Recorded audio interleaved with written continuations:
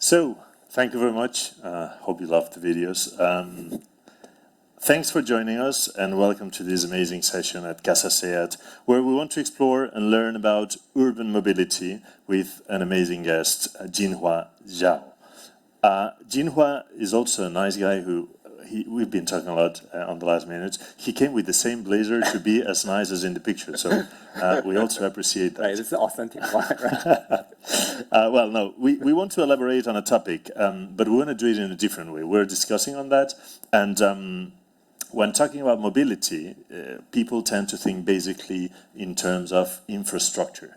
So people tend to think, for example, if there is a good transportation connection, or if there is a bike path which is enough for the city, or if there is some parking available. But Jinhua understands that this has to be addressed in a different way, and you believe, which certainly it makes sense, that we need to think on people. It's not about cars or infrastructure. We also need to understand people, and we need to understand why people is choosing to move from A to B in a certain way and not in another one. And that's what Professor Jinhua Zhao calls this emotional travel or car pride. We'll talk about that, and we'll talk about many other things, as you'll see. But Professor Jinhua Zhao is the Edward and Joyce Lind Associate Professor of City and Transportation Planning at the MIT, the Massachusetts Institute of Technology. He integrates behavioral and computational thinking to decarbonize the global mobility system. He also founded and directs the MIT Mobility Initiatives. He hosts the MIT Mobility Forum, directs the GTL Urban Mobility Lab and Transit Lab at MIT also, and he's been working with transportation authorities, which is also interesting to debate how you did it worldwide, because you did it in London, Chicago, Washington, D.C., Hong Kong, and also been working with cross-cutting cultural learning between cities in Europe, Asia, and North America. So welcome, and thank you very much for being here. It's an honor to have you with us. Professor has lots of things to share, so I'll give him the floor in a sec. The idea was that we're going to fragment a bit the conversation, but since we had a lovely coffee upstairs when he was saying that he wants to move MIT to Barcelona, something like that you said. He even asked permission to your wife and family, but he wants to move to Barcelona, he's in love. We were having a coffee and said, why don't we make this a bit more, let's say, interactive? And I said, of course, I'll follow you. So he's going to present this, and we will interrupt him. And I said we, because I invite you to help us to bring this session into something more enrichable, let's say enriching. Of course, I will bring many questions, but if any of you is really interested in something at a certain moment, sometimes if we leave it for the end, we lose the energy on that. So just bring it and say, I would like to ask this. And we'll try to address it into the conversation as far as we can learn from you. So the floor is yours. Go ahead, and I will interrupt you briefly, but I will do it. Yeah, wonderful. Thank you so much, people. And good evening, everybody. Thank you for joining me. I've been here for 3 days with my wife and 2 kids here. We really fall in love in Barcelona. We said, wow, we should really find more excuses to come back here, right? So I titled today's trip talk as emotional travel. As people mentioned, if you're a transportation professional, right, you think of transportation as a kind of a mundane daily chore, right?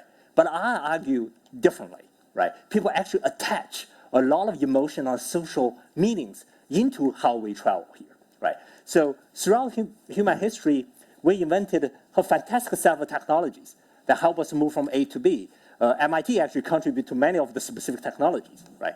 But my question is, have this technology translated into the betterment of the urban mobility system as a whole, right? Give you one example. How many been to China before? Raise your hand. How many been?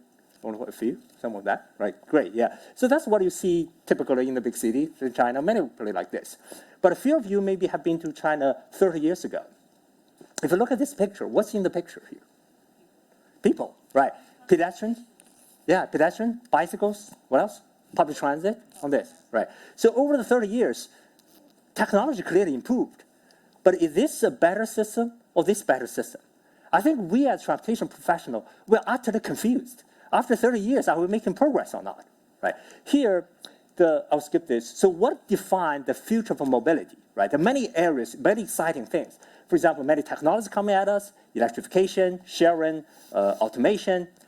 I just listed a whole set of startup companies coming into mobility. This is actually one of the most exciting areas. All the venture capitalists try to get into this. Whole set of technology from micro mobility, urban mobility, intercity mobility, also the long distance, the urban air drone, etc.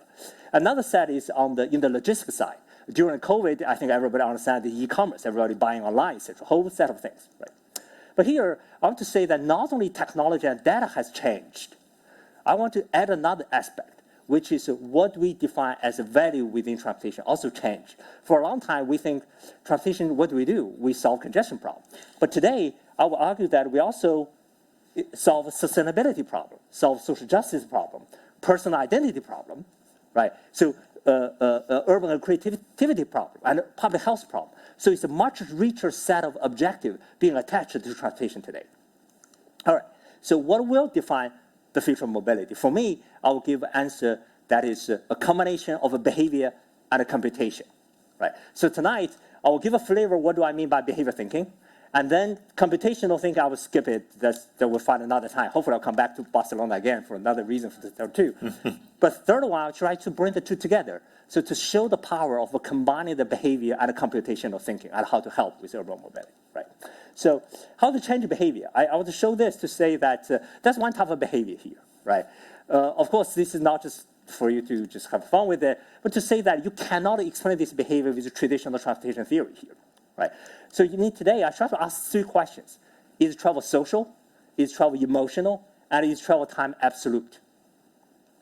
I don't know how many of you are in transportation domain. If you're trained as a transportation engineer, you will think these questions are utterly bizarre. We don't ask this question if you're trained in this domain, right? But I think if you take a more humanistic view of transportation, they will find this interesting. Let me start with time, right? Time in Newtonian physics, we think time is linear, one-directional, and absolute, right? And then in transportation, how we think of time? We say travel time is wasted, of net utility, and to be reduced, right? This is a classic notion of transportation, right? And based on this structure, we develop these type of models, right? This is the only mathematical equation we'll show and skip for tonight on this. It's to say that people follow a very utilitarian view of transportation. We calculate the utility of each options, and we maximize it. It's a very rational agent assumption here, right?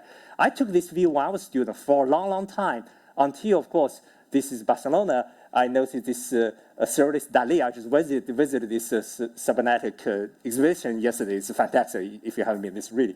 Particularly this picture, right? This picture, for me, it really tried to reject the notion of rigidity in travel time and travel space, right? That's how engineers have been thinking about transportation all this time, right? This really shocked me to a different understanding. So what this means, for example, autonomous vehicle. What does an autonomous vehicle do, right? There are many aspects, but one aspect of it, it changes the way we perceive time, right? So if you take 40 minutes in the car, is it 40 minutes still 40 minutes? Or if I can use the 40 minutes meaningfully, how does that change my perception of time, right? So for example, if you visit these future centers of all car makers around the world, you'll see this car can become your personal clinic. You can run in it. You can get the treatment in it. You can have sauna in it. All sorts of imagination of change the way you use time in transportation, right? Here in Singapore, this actually my family. We have MIT actually contributed some of this automation process. We put these sensors into that, and you can study how people perceive autonomous vehicle cars. So you use this technology. This is the neural headset. This is to measure your heartbeat. This one is to measure your sweating. You try to understand when you are in an autonomous vehicle, how do you respond emotionally and physiologically, right? Here's some like a brainwave you can check. And the particular thing is to say there's a learning process here. When there's a new object, people take time to learn and adapt to this new technology. And particularly if autonomous vehicle changes perception time, it will change travel behavior and fundamentally change the urban structure. That's the bigger impact of this technology. Here, there's also technology used to understand this emotional matter now. Right? I'll skip this more complex thing. But then I was to say that given you can think about perception of time instead of absolute time, then what you can do is you can manipulate information. I'm using the word in a neutral way here, right? Not good or bad. This example in London, if you're familiar with London, you go to London, you see this type of map, right? This is the subway map, the tube map in London. You would think this is a map representing the reality, but actually it distorts the reality significantly, right? So when we convey information, we distort it. For this time, this case is for good purposes. It's try to preserve the simplicity and so people to understand the topological structure here, right? All right. Then another example. How many heard of the country Maldives? Heard of the country Maldives? It's a tiny, tiny country in Indian Ocean. So this is India. If you notice, this is Indian Ocean. It's a tiny country. In most maps, you wouldn't see this country there. It's a bunch of islands, right? You blow up like this. So my family visited Maldives a couple of years ago, and you first of all flew from Singapore to Malé, this capital city, right? Then you take a small plane to another island, just barely landed the plane. Then you take a boat, finally to get to this island called the Malacca Island. But then one thing, when I landed, I find this island have a different time from its capital city, Malé. Remember, this is a tiny, tiny country, right? You couldn't see it. But this island have a different time zone from the capital. So ask the manager, what's going on here? My clock is wrong or something. But he said, no, it's not wrong. It turns out, as the manager of the island, what time the island should be is entirely my discretion, right? For that, I was utterly impressed, saying this is like godlike power. You can change the time. It's like arbitrary. I said, okay, you have the power. I'm impressed. But why do you do that? Right? Why do you change the time to be different? He said, my island, the most interesting scene of the island is the sunrise in the morning, right? But for most Westerners, for them to come here, wake up at 6 o'clock to see the sunrise, that's too painful. I cannot wake up at 6 o'clock. So therefore, I changed to 7. Right? So people wake up and see the sunrise. This is the first time that people can literally manipulate time. But here the point is, in transportation, we do all of things like that as well, right? Okay, so we talk about the Dali's view. You can also talk about Einstein's view of travel time, psychological view of travel time, and transportation views of travel time. There are different ways you look at this mechanical process in a more humanistic way. Right? So that's the first one. The second one is travel emotional. Right? Here, let me start with the notion car pride. In America, in the United States, you often see this stereotypical view of public transit versus car. Right? For European citizens, that's just like odd to see this, right? But sadly, in many cases, people do look at public transit or car in this particular way. There's a positive and a negative association with the different transportation mode here, right? Here, we actually did study this in Shanghai. We literally ask people, say, I would own a car even if I do not need to travel, right? If I do not need to travel, do I need a car? I thought, okay, some people are crazy, they do that. But half of people said yes in Shanghai. Right. So that means that I buy a car for something more than moving from A to B. I think many of us probably have an intuition about this, right? So then further we ask the question, do you feel proud of owning my car? It turns out this majority of people either partially agree or strongly agree. So a lot of people actually agree with this statement, right? Then we went a little bit further, try to really define this concept. We say, first of all, you have to have an idea for having a car, right? The first question, does this idea symbolize, right? If it doesn't symbolize, then you are car neutral. There's nothing special about it. I totally look at this mechanical process. But if it does symbolize, then I ask you, does this symbolization of car relevant to my identity or not? And then if it is congruent or consistent with my identity, that's car pride. But if it's opposite to my identity, it's car shame. Car shame is, you probably haven't heard this term before. For example, at MIT, many professors teach sustainable transportation, right? The student will ask you, oh, how do you get here today? Some professors say, well, kind of a little bit hesitant. Oh, I drove here. Sorry about that, right? So why you have to hesitate? It's because there's some car shame going on here, right? Can I ask something? Yeah, go ahead. Do you have a car? You own a car? Yeah, I do. I do. Yeah. It's a quick question, sorry. That's right. I when students ask the question, I often then can quickly add, oh, I have a Toyota Prius here. Nobody asked me about that, but I just say, oh, yeah, the electric car, so I not as bad. Are you proud? Yeah. Pardon that? Are you proud with your car? No, I don't. Right. That's a little we talk about the gender differences on this. Right? We'll talk about that. Yeah. Right. So that's a structure. And given this, you can measure this with a set of questions, psychometric measurement, to really quantify this notion, right? And then you can link it to the travel behaviors, right? For example, it turns out that if you're high pride, you're more likely to buy a car, you more likely to buy a luxury car, and in the usage, you're more likely to choose car as the mode to travel, and you travel more, right? It turns out that the correlation between car pride and car ownership is as strong as your income level, right? But previously, people, income is the most important driver of car ownership. In terms of car pride, is as important if you measure it properly here, right? So that's one. And then let me give you another notion of this emotional understanding about transportation mode across the world, not just in Shanghai. This is in London, where I worked for 2 years there. There's a quote that's in the 1980s, misattributed to Lady Margaret Thatcher, says, a man who beyond the age of 26 finds himself on a bus can call himself a failure, right? You cannot be more emotional than that, right? People literally attach the fact that you're riding a bus to you yourself as a person being a failure, right? That's, of course, dramatization by Thatcher. In the 1980s, the bus systems were very bad, right? But by the time I was working at there, 2006 or 7, I find it rich or poor, black and white, young, old, they all use public transit. So not only is powerful, but things can change, right? In fact, in 2008, the mayor actually took the bus to Beijing to receive the Olympic flag.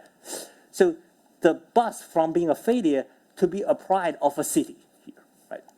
All right, so move on to this. The question, is travel a mundane chore, as we described, or does it have a higher meaning attached to it?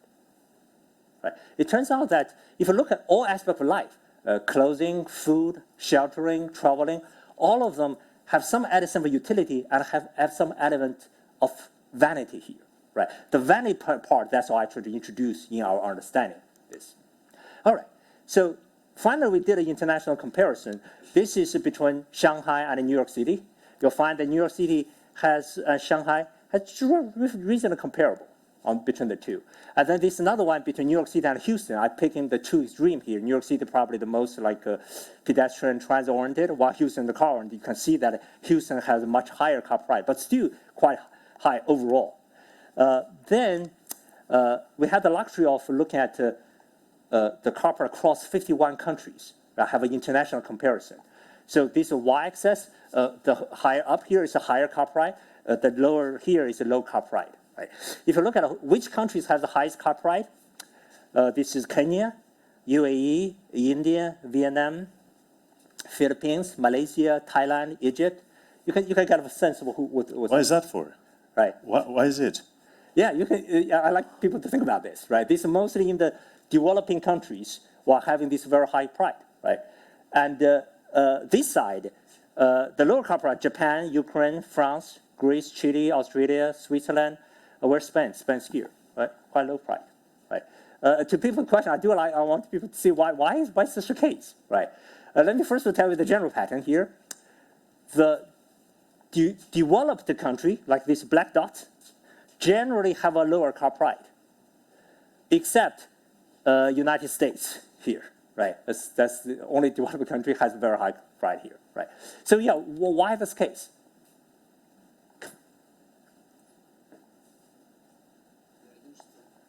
Yeah, you get used to it. I mean, developed countries, you can think of, what's the big deal? Everybody have a car, right? I don't know, right? So why in developing countries this becomes so high here? Is it an aspiration thing? It's an aspiration thing. So here, when I say car price, you see, it's the idea here. It's the idea of having a car that's powerful, right? Anticipation to have a car that's powerful. In these countries, many people, they don't have a car, but they know what a car is. They know what a car can do, right? The aspiration drives really up here. So these countries, if you think about this, today they have a higher desire, but they have a low affordability, right? They don't have the capacity to buy it yet. Okay.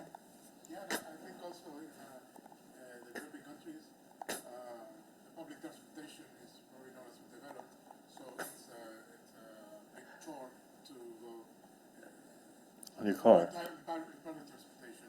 So people aspire to drive a car and be in your own private space. That's another good reason here, right? There's here you can think of the many ways. So one is to say that to prove it to yourself, right? Say I'm established, I can own a car, or to show off to other people, right? But Jinhua, because we were talking before about all these, and we were discussing a lot of things, and one element that I can see is quite noticeable is that at least in Europe or in Spain, right. For many young kids to have a car, it's like the first sign of pride, majority, adult, you're an adult, you get a car. So that's like a super strong concept connected to your brain. So I feel like now I'm an adult, I get my car, I get my friends, I get my girlfriend, or I get my boyfriend, or whatever you want, no? So that's really strong. That's very much so. Let me tell you the opposite end of that story. So when you're a young man, you get to a car, you feel, oh, I'm adult. We also studied in Canada, when people get really old, in the 80s, how do you convince them to get all of the car, right? So you're not safe to drive anymore, right? For that, we find a strong gender differences. The women are actually rather rational. If you tell them, grandma, you cannot see things very well, don't drive a car anymore, they give you the key. But if you talk to your grandpa, they'll kick you out of the door here. This is my last bit of my ego, of independence. You're taking it away from me, right? So that's how strong this type of exactly. But that means it's a very, very strong element in your soul, let's say. I was talking before to Jinhua. There is, probably some of you have heard about him, a guy called Edward Bernays, who was the father of the PR, public relations, and he's the responsible for example, the American breakfast. So the fact that the American breakfast is an American breakfast, the way we understand it, is because probably a sausage company said, hey guys, I mean, we need to sell more sausages. So they made a very patriot kind of breakfast saying this is the American breakfast. Or the tobacco company hired him to try to seduce ladies to smoke because they realized only men smoked because that was not accepted at that time. So he turned that cigarette into torches of freedom. Wow. And there was a revolution, and then women started smoking. So it reminds kind of something very profound. Right. Very see, deep. The pride, this concept pride, is part of human genes, right? That's one of the very fundamental emotions. But associate pride with a particular product, that's artificial.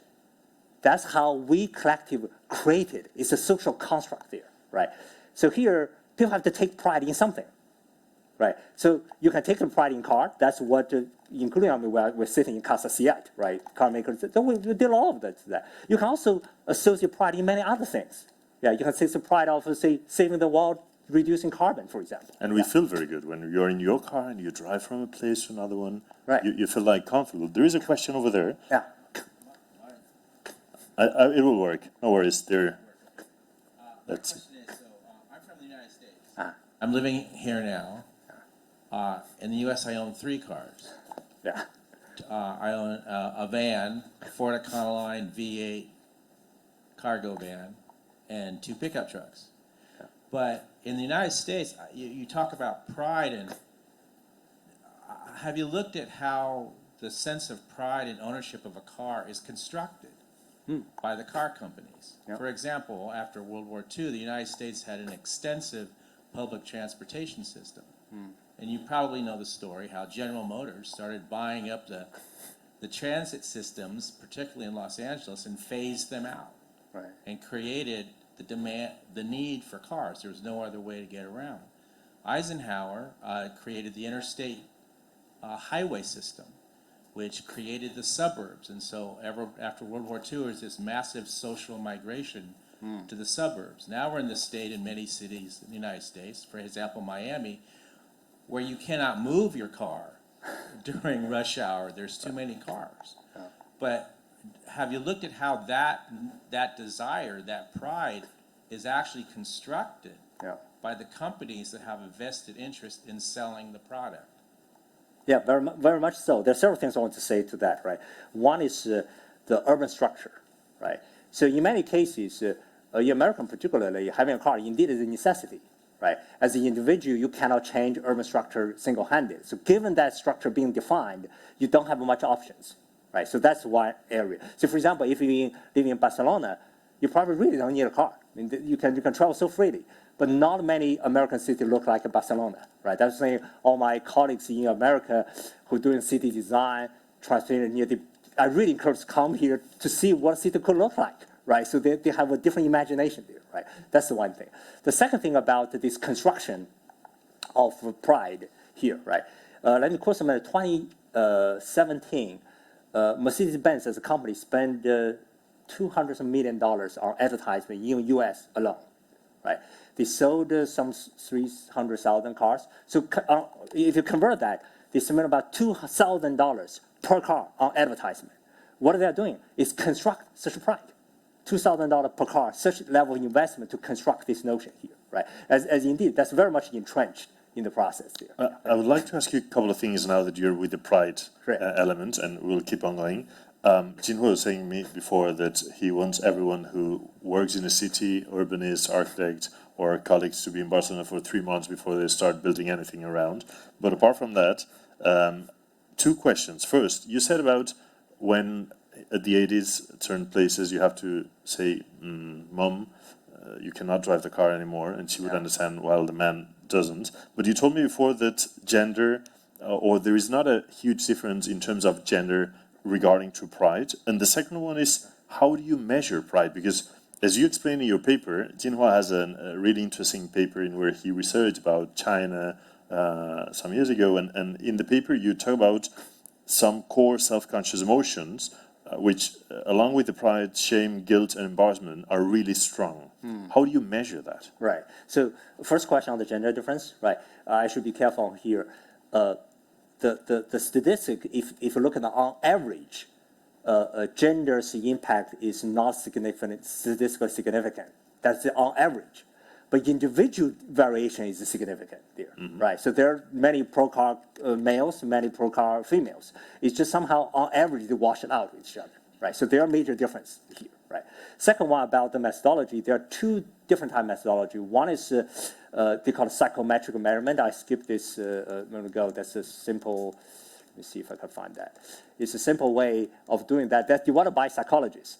They ask you a whole set of questions, like I feel proud of owning a car, driving meets my self-esteem to some extent, I have a sense of accomplishment after buying a car is a status symbol. So they ask you a bunch of questions, they ask you, do you agree with them, etc.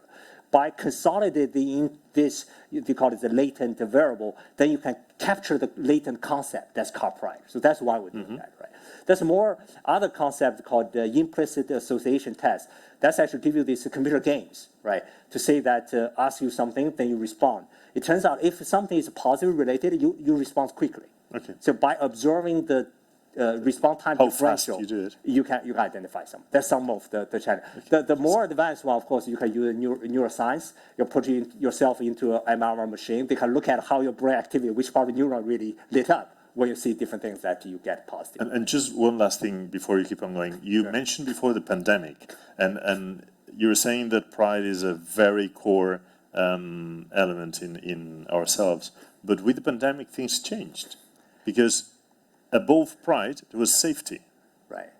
And how does that play in? That's a great concept. We were talking about this before this event. The pandemic really made one of the most systematic and coordinated social experiment there, and mandatory, right? Everybody has experience. There's several things change that. One is the whole remote working patterns, right? So if my commuting is pleasant, I may still go to the office. But if my commuting is suffering all the time, I choose to work at home more, right? Of course, it's subject to the employer's design. Your boss says if you have to come here, you come here, and that's one thing. But the other thing is about the perception of public transit. You mentioned that safety is even more important emotion than pride, right? If you don't feel safe, it doesn't matter anything else. During the COVID early stage, public health become a major concern. So public transit riders really suffered. Even today in the U.S., I think it's only about 60 to 70% recover. Many of the transit agencies really struggling. I feel like Barcelona, we are kind of lucky here. The system has very much kind of returned to the normal operation here. Right? Absolutely. Thank you. Thanks, people. Yeah. So let's moving on this.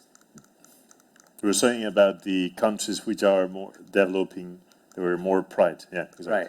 So here, the future of car industry, right? I was talking to Seattle colleague here. Really depend on how much you can continue manufacturing the sense of pride, right? Be it autonomous, electric, or connected, right? Or even ask the question, should we, right? Give you an example. Now there's a movement of moving from ownership to access, right? The car sharing stuff, right? So one idea is let's treat mobility as utilities, like the water or electricity. But the thing is, if you treat mobility as utility, you will destroy the notion of pride. nobody taking pride. Also, I get water from this company. Nobody talk about this, right? If you destroy pride, then you also destroy the profit margin here, right? It's a good thing or bad thing, I'll leave you to judge on this, right? So here, the question is whether we can or whether we should, right? That's a different question here, right? All right, just by the way, in terms of vehicle design, right? You see, when we human beings interact with each other, we develop a whole rich set of emotions. We talk about pride, we talk about interest, you have anxiousness, boredom, interesting, excitement. But for car as a vehicle, human beings attach with car only one emotion. Just one, the car can only express one emotion as we design it now, which is anger. It's when you get stuck in the traffic, you honk at people, right? No car in the world today will say, sorry, I cut you off, right? Or excuse me. Here, I've been telling this for many of the car makers. Why make our cars more expressive? They're much better emotion we express than just anger and honk at people here, right? All right, so that's the second part. Let's move to the social side. I know many of you saw this movie called Ants, right? You have to ask the question, why ants don't run into traffic jam while we do, right? So you think about it, the ants, they don't have this intelligent transportation system. They do not even have a Google map to guide them, right? But somehow they coordinate, but people largely fail to do so, right? So there are many areas you can look at this. This is research done on the social mobility sharing, try to look at this Uber pool and Lyft line. Here, try to say that if two people have a similar travel time and close enough origin destination, can put them together, right? You can think this as a very complex mathematical problem, and many of my colleagues at my team, myself included, work on this problem, right? But I try to argue that that's only half the story, which is the physics, right? However complex, it's a definable mathematical problem to put two together. But more importantly, it's actually psychology, because when you put two people together in a car, something happens here, right? Let me give you an example. In America, Uber, Pool, and Lyft line, as of today, neither company is able to find a pricing point that's low enough to attractive to share and high enough to make any money, right? So the notion of sharing a car with another stranger in America is just tough on this, yeah. So that takes a lot of effort to understand the psychology and how people interact before we can make this happen, right? Right, so here I wouldn't get time to talk about more this, just to say that you can look at many different ways of social interpretation of travel, including the psychology of cooperation. Also talk about, will you do this because you want to do good or do well, right? Intrinsic motivation or extrinsic motivation. You can ask, do we really make our own decision, or are we just following the herd, right? Because other people do, therefore I just follow, right? And the last one is mingle while traveling, to see transportation as a social space. Before the session, people were discussing about that while I was working in London, the mayor, Ken Livingstone, has an urban design strategy he wants to do, implementing in London. He looked around his department. He asked Transport for London to implement his urban design strategy. Many employees in TfL says, we run trains. What do we mean by urban design? Why you ask us to do that, right? But later you realize that's actually a very good strategy, because much of our public space in the city are transportation space. Yet the streets, the squares, the stations, they are meaningful urban design node. So here, for transportation professionals to have that notion, we are contributing not to people moving from A to B, but we're also contributing to the livability of the city. And that's the important part of the social interpretation here. All right, so that's a few examples of what I mean by behavior thinking. I will argue that every organization exists to change people's behavior here, right? Here, for example, in transportation, we have a whole set of business decisions. My research is trying to translate this business decisions into behavior decisions, right? For example, this electric vehicle range anxiety. That's actually to look at how people take risk, understand the risk, right? So each one of them, you can take the similar view here. All right, so that's kind of the behavior thinking part. Let me, how are we doing in time? We're good. We've got 25 minutes left, so all right, so we'll do a few more. So I just give a flavor about computation thinking here, right? Today, probably you'll hear the term, the AI is coming, like so powerful, coming at us, right? Just give one example what it can do. Computation, with computation, you can represent phenomena differently, you can predict, you can explain, You can control and you can create, right? If you look at the .de or Midjourney, you can create all sorts of pictures nowadays. Be careful, because if you put ChatGPT in Barcelona, maybe you've got a big crash. Right. But here, let me give you just a flavor of what prediction can do, right? So here, let me ask you a question. Do you guys order things on Amazon, or what's the local e-commerce? Well, you've got some Amazon Globals, you've got Deliverers, there's lots of services, right. yeah. So here, let's imagine that if Amazon can predict your consumption behavior perfectly. They actually do. Yeah, almost there, right? Yeah. If they can predict your consumption behavior perfectly, what can they do? Right. Really think through this, right? For example, I'm just thinking aloud here, right? Is that you no longer need to go to their website. They just send a box to you. You actually don't need to. Yeah, why do they have to learn from you? Yeah, I can predict you exactly. Tomorrow, just send the box to you. On the occasion I predict wrongly, you can return it. But they actually did. Yeah, they've got the subscriptions now, Amazon, and they can send you the coffee 6 weeks later because they know you're running out of it. Right, yeah. So the only reason they haven't done it systematically is the prediction power is not that high yet. But we're not that far from it, given the progress here, right? So you can ask the same question. Suppose we can predict people's travel behavior precisely tomorrow for every single Barcelonian here. How will we run transportation differently? Right? I think that's a fair question today. We're close to the point that we can do it, right? Here, I'm just give you one example. In London, we actually predicted using within the public transit, right? So suppose that we know your entire travel history. Can we predict your next trip? Right. In London, the case is a little bit complicated. As a user, you wake up in the morning, you decide, do I travel or not? Then you say, do I travel at 8 o'clock, 9 o'clock?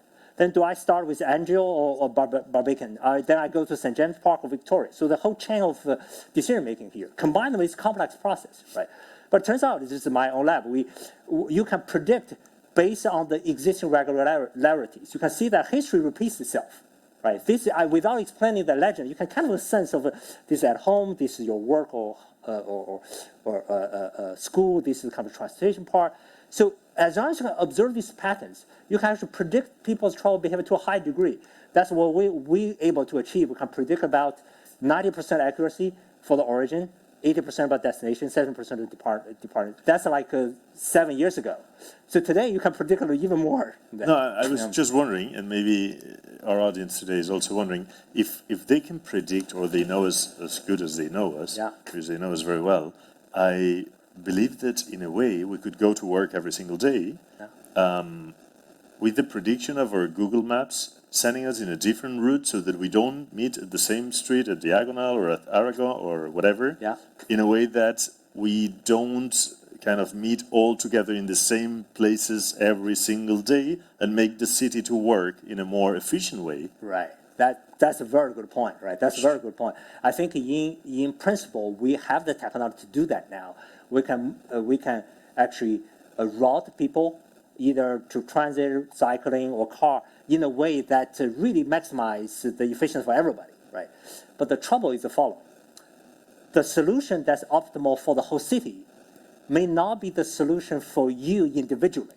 Mm-hmm. So for example, people, for the sake of the whole city, you have to detour by adding 10 minutes. Would you do it? You probably would do it, but can you convince everybody to do it, right? That's where the private interest, this user individual organization versus this collective organization may often at odds of each other, right? Then a more difficult question as Google, right? Do I have the right to dictate what you travel? Absolutely. Right, so that's kind of the question. But I think the technology is enabling us to do that. The question is how we collectively are making the decision for that, right? Yeah, who's governing the decisions also. Right, yeah. Not Google, maybe the city or maybe whoever. Right, actually that's a good point. If you push it logically into autonomous vehicle here, right? If we are using autonomous vehicle or autonomous bus, I'm talking in the general thing.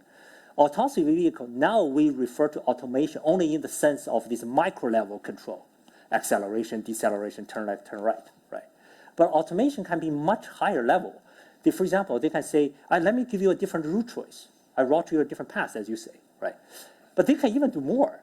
They even can suggest you a different destination choice. So for example, tonight you want to go for dinner in some restaurant. They say, oh, Jinhua, you're supposed to go healthy today. Let me route you to a vegetarian restaurant, right?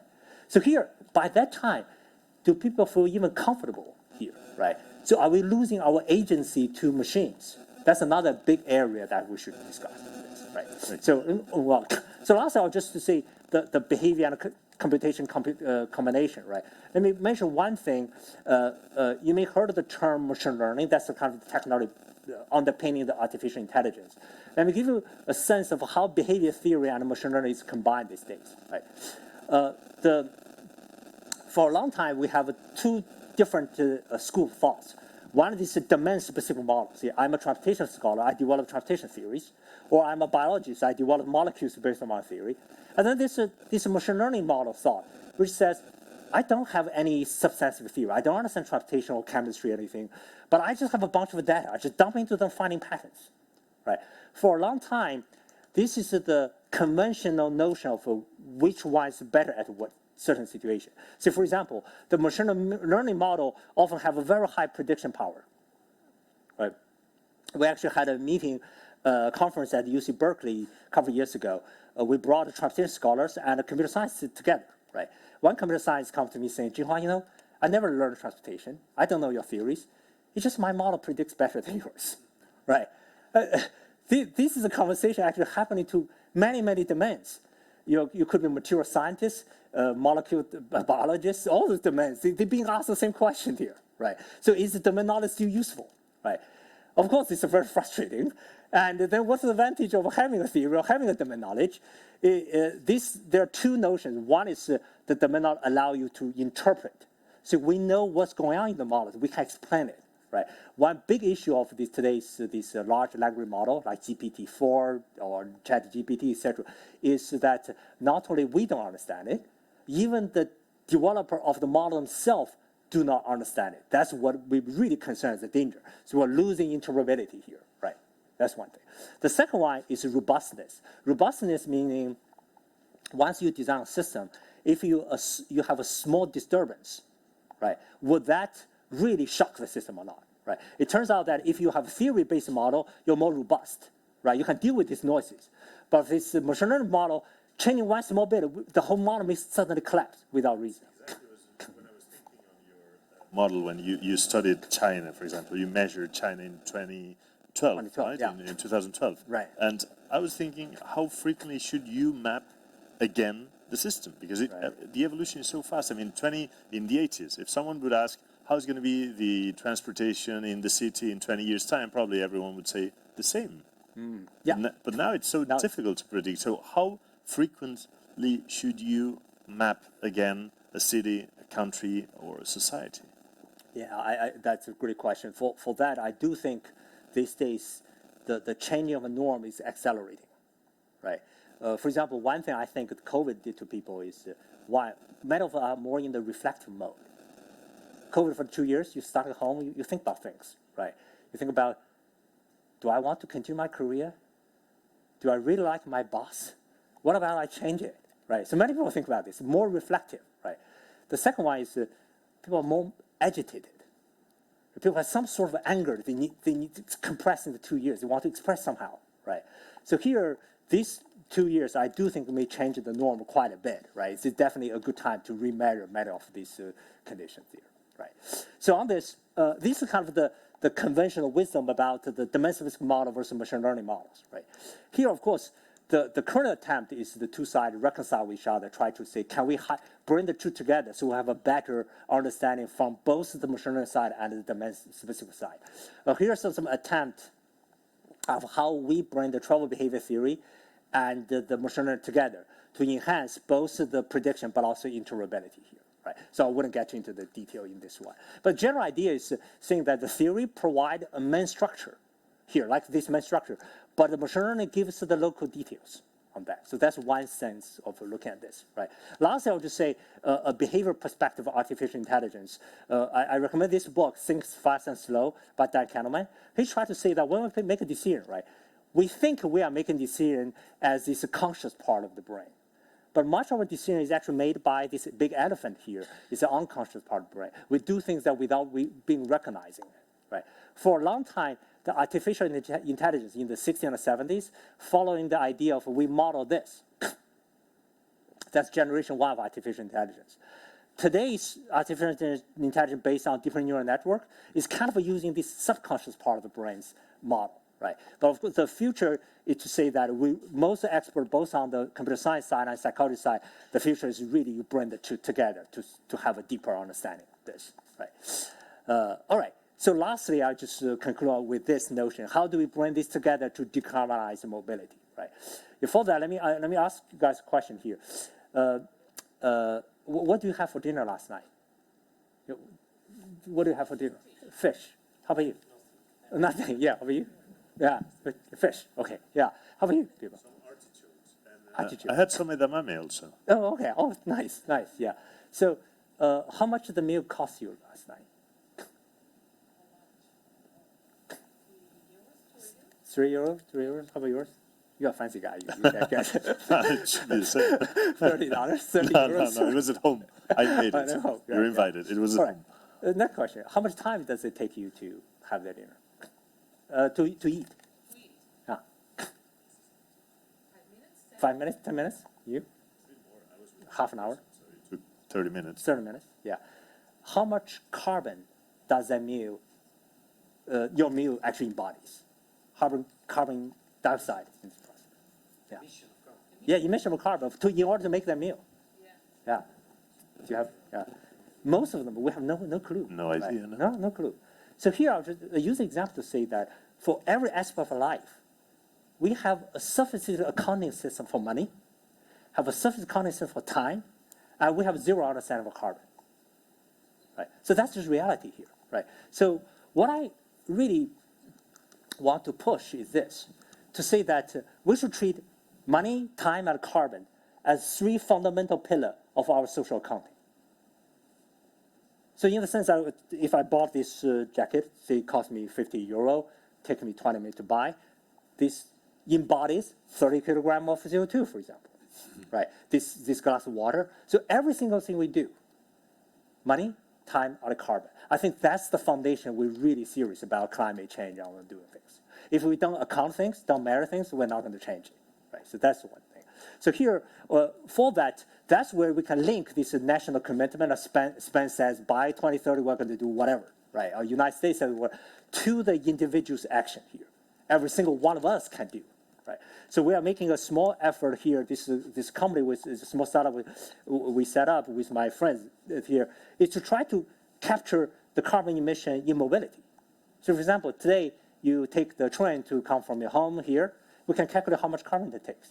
Or if you drive a car, how much carbon it takes. If you're walking, how much carbon it takes. So that's one thing to do, right? So that's the ending remark. So I try to give the three: behavior, computation, and the idea is to try to really bring the behavior science thinking, emotional, social, and perceptual, together with transportation technologies, electrification, automation, sharing, etc. Right? And bring them together to three things. The first one is to understand and shape behavior. Right? The second one is to design more interesting systems. And last one is to reform policy.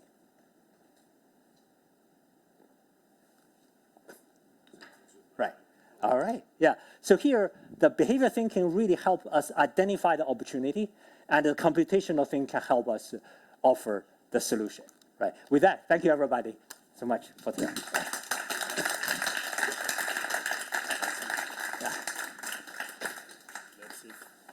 Let's see if my mic works. If not, I will. It works. Wow. Yeah, it works. When you were saying you were talking about carbon, I was thinking that it's great to measure carbon in mobility. Yeah. But today was just an hour ago or a couple of hours ago. I was in the radio talking about with a founder of a startup, which was very interesting, and we were talking about the emissions of carbon of ChatGPT and all this artificial intelligence, and we were saying that just to train this ChatGPT thing was exactly the equivalent of, and that's a Massachusetts study, 550 flights from New York to Washington, I think it was. So many times we tend to think on flights, on mobility, but afterwards we're talking with ChatGPT. Right. And for example, one simple conversation with ChatGPT is around half liter of water. And the medium data center of Google in Italy, not the big one, it's emptying or using the water of 2 Olympic swimming pools a day. So yeah, on that, the future in terms of the energy consumption, the physical movement, physical production will still be an important part, but more and more computation will be a major source of energy consumption. Yeah. Right. ChatGPT, this large language model training example. Another more difficult one is blockchain. Yeah, The interest in this blockchain thing is mining and all those things. Yeah, but there are a lot of attempts of changing that. For example, at MIT, we have several colleagues working on this low energy chips, right? Low energy AI design, so that we can still reach the same computational power, but reduce or condense the deep neural network so that it's much more efficient. That can talk about several order of magnitude reduction of energy consumption there. So I think there's good progress. It's interesting, yeah. Okay, so we're on the last 6, 8, 10 minutes of this conversation. So if any of you would like to ask something to Professor Jinhua Zhao, of course you're invited to. There's a question here. I don't know if we can grab a mic, please. Yeah, they'll bring a mic in a sec, I'm sure. While we get the mic, I wanted to ask you, in between what you said about the ownership of a car versus the access, car usage versus ownership, because we were talking before about this, and the fact of bringing this into a commodity changed the whole thing, right? Right. Yeah, that's right. So here, if you think about the notion of pride, right? The most come from owning something, right? Here we actually studied the, yeah. No, go away. Yeah, go ahead. If you can bring, please, the mic. Thank you very much. We'll move it around, and if not, I'll stand up. Right, so the classic question is often asked is between behavior and attitude, which cause what? Is behavior cause attitude or attitude cause behavior, right? So it's because you have a car, therefore you have a car pride, or you have car pride, therefore you buy a car, right? So we actually decompose into the following. There's car ownership, there's car use, and then there's car pride. The relation work like this. If you have a car, you're more likely to use the car. The car usage triggered the accumulation of a car pride.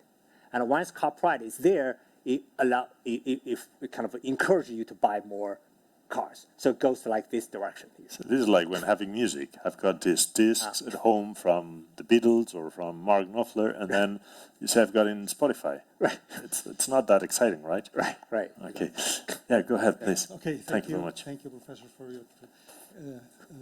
your conference. The question is that in most of the cases, was a relation between the car pride and the ownership of the car.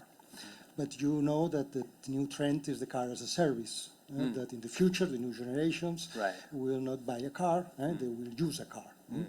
So my question is about the relation between this car pride and the usage of the car when you are not owner of the car. From my experience, I think that there is a relation. So it's not the same if you own a car, but it's not the same if you, for example, if you lease a car for 4 years, or you rent a car for some days, or a subscription for months, or car sharing only for some hours, or a taxi. Right. So it means, is there a relation between this car pride and so saying that the longer you use the car, more relation with the car pride? So what I have learned is that if you lease a car for 3 or 4 years, car pride is important, it's a way of self-expression, showing your way of life. But if you take a taxi, no, taxi, no. Not taxi. Right. So did you study that? Is Yeah, there a relation that's important. That's an important question there, right? First of all, let me introduce the difference between personal pride versus the social pride, right? Certain things you feel pride is to yourself, right? So, for example, if the sense of pride is saying that now I'm established, right? I get my first salary, I can buy my own car now instead of relying on my parents. That's personal, right? Versus the pride that exists to show off to other people. Right? Depending on which pride we're talking about, the translation to the actual behavior are different, right? So to your question between owning a car, leasing a car, then use ride sharing, I would say when you get down to the ride sharing part, right, the notion of pride probably goes to very, very small, goes to zero almost, right? If you're using a taxi for that moment, it's a fancy car, smaller car, it doesn't matter that much on this, right? You cannot show off to your friends that, oh, I take a taxi, that's fancy. It doesn't make sense, right? So here you have to push to the other way if you want the pride. right? But from a societal point of view, why do we want the pride to be associated with car, right? That's a question that's what we should ask. Yeah, the fact that car pride diminishing because of moving to sharing, that may be a good thing for if you care about sustainability, right? But if, of course, again, we're conscious we are sitting in CASA, right? As car makers, purely as a business question, right? Car pride leads to profit margin. If you destroy the car pride, you destroy the car profit margin. You can sell many family cars with a large revenue, but the margin will be small, right? I'm just only stating this as objective business kind of concept here. Makes sense. And it's interesting, this, I didn't have in mind that element. When you rent a car in leasing or renting for 4 years, do you feel the same as when you buy it and you pay for all in once? Right. It's not the same, right? Yeah, I think it's more your own feeling about it. Right, it's interesting, the way you feel it. Like, You're not telling your friends if you buy it, if you lease, right? That's true. That's like I've got a house in... Customize the car, then you feel this pride. You make, you make it your own. Yes, exactly. That's interesting. Even you know that after 4 years is going to be another. It's your car. You have to put the... I think you can build this pride with other things. Imagine an avatar in metaverso, and you create an avatar, and all the things that you do, you get more pride because you are improving the world. No? You Yeah. are going by foot.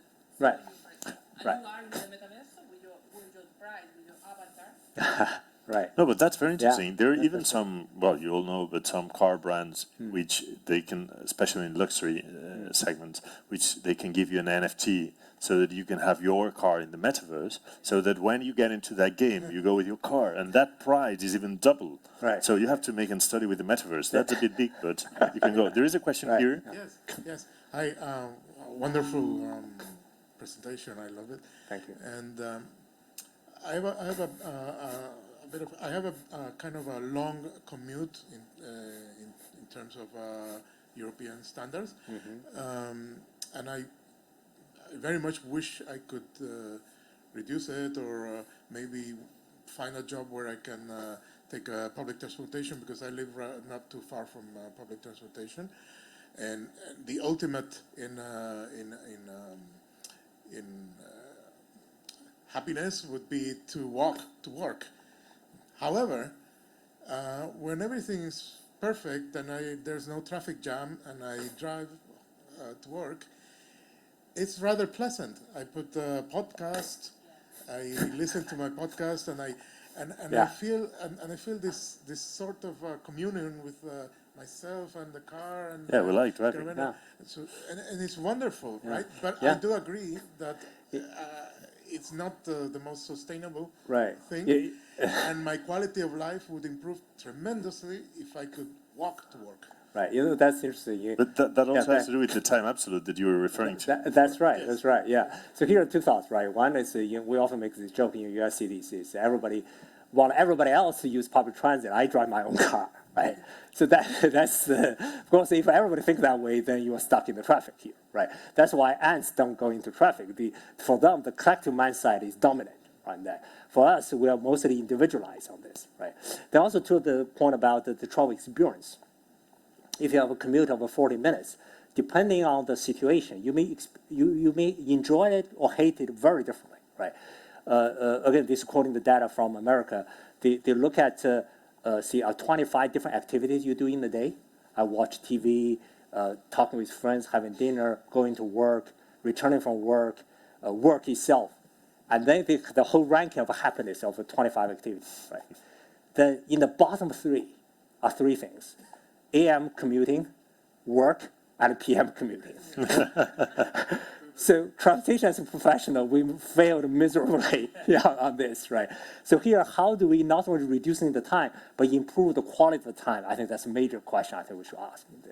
Okay, I'm going to ask you the last thing. I don't know if there's any other question, because we need to finish with the session afterwards. We can talk about it all together. But I was wondering, and if there's any other question, just I would like to see your hand so that I can ask for a mic.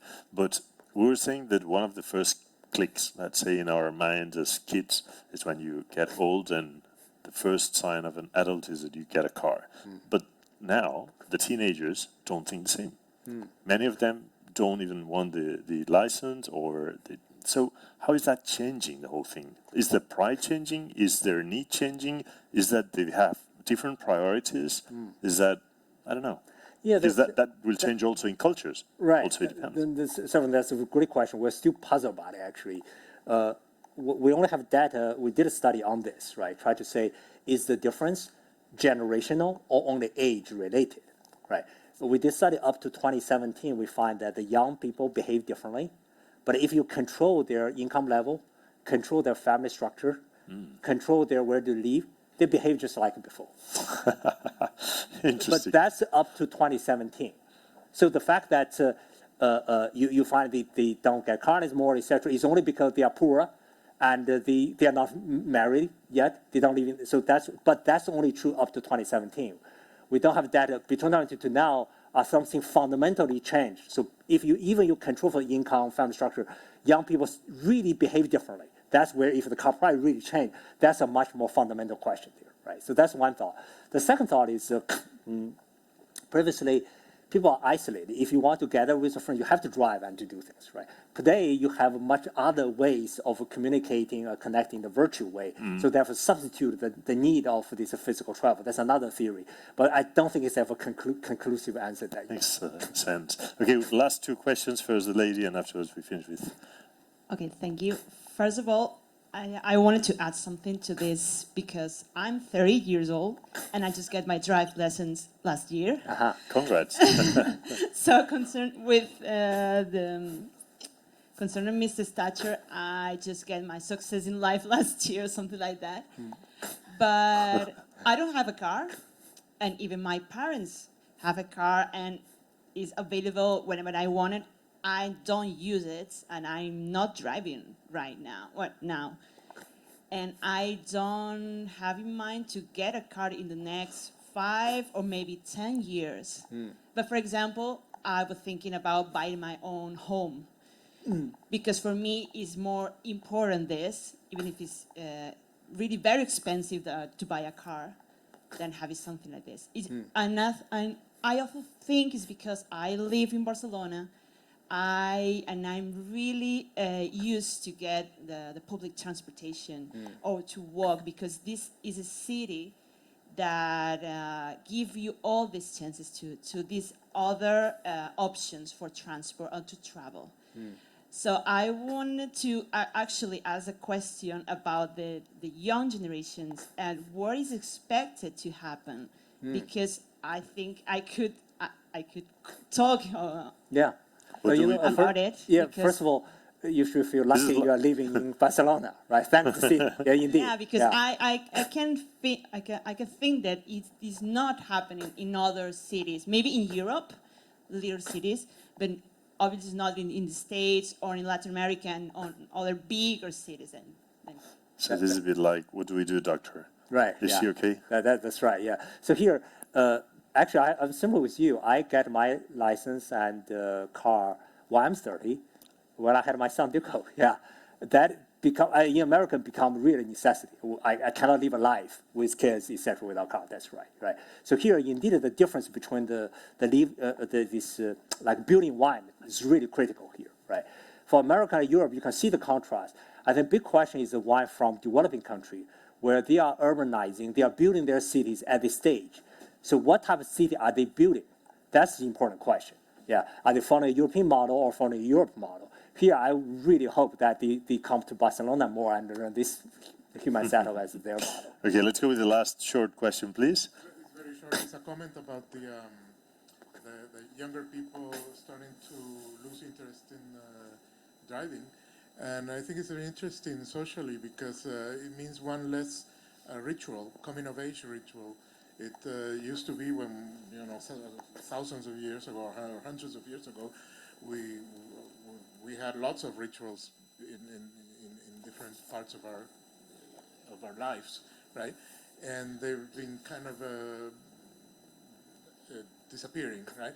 And I think getting a driver's license used to be a ritual because it meant your freedom, right? You're an adult, you get your freedom, you get to go with your friends and so forth, or travel, that, and that is kind of diminishing in importance, right? And I wonder, how would that affect the future generations?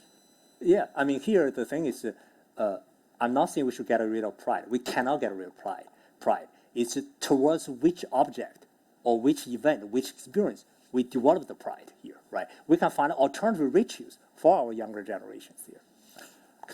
Jinhua, this has been great. I mean, I love listening to you. I listened to you 1 more hour than them. I mean, I had a bit of advantage, and I read a lot about you. I invite you to follow him or to read his papers and to some of the videos you've got, which are amazing. It was great to have you here. Jinhua Zhao, Professor Zhao, sorry, I said Zhao, but the Z with the H sounds as J. Yeah, right? that's right. So Jinhua Zhao. Your daughter is learning Chinese. You have a trick to tell me. I'm kind of, yeah. So he's founded, directed MIT Mobility Initiative and the Mobility Forum and so on. It was a pleasure. Thank you very much, and also to your family who are so patient, and also your sons listening to Daddy, having all this knowledge. Thank you very much to all of you. It was great making this session a bit more interactive and to learn so much with you. Thank you. Great. Thank you so much. Thank you. Yeah. Thank you so much, everybody.